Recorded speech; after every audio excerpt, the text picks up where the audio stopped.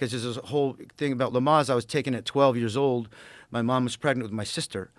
And she said, put down the cleats, son. You're not going to soccer practice. Just grab a pillow. You're coming with me to the class. I'm like, what class? It was Lamaze class at the YMCA. And my stepdad was out driving a truck or something. And so my mom, she also needed me not to be alone. And she needed, whatever. So she brought me, the oldest. And I laid there with a pillow between her legs and teaching her how to breathe and short breaths. And then they pulled down a screen. Then they showed this midwife birth at home in a bathtub and squirting out water and this whole thing. I'm like, what's going on? I'm 12 years old. I'm mortified. I'm like, what happened? Is that a whale breaching? What was going on?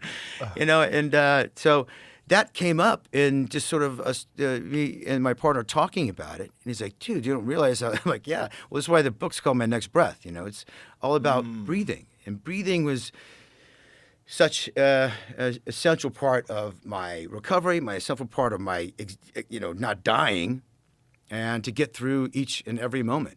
The perspective of breath, and it is not a conscious thought. It is, right? It's reflexive in our body. And when we make it a consciousness, when we invest into our breath, what you can do with your mind, with your breath, right? It opens up.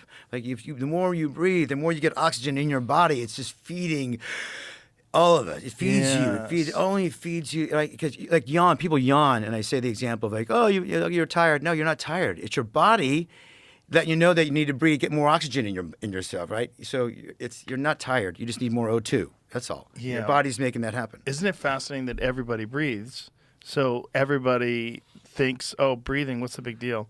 It's like nothing. Have you ever read James Nestor's Breath?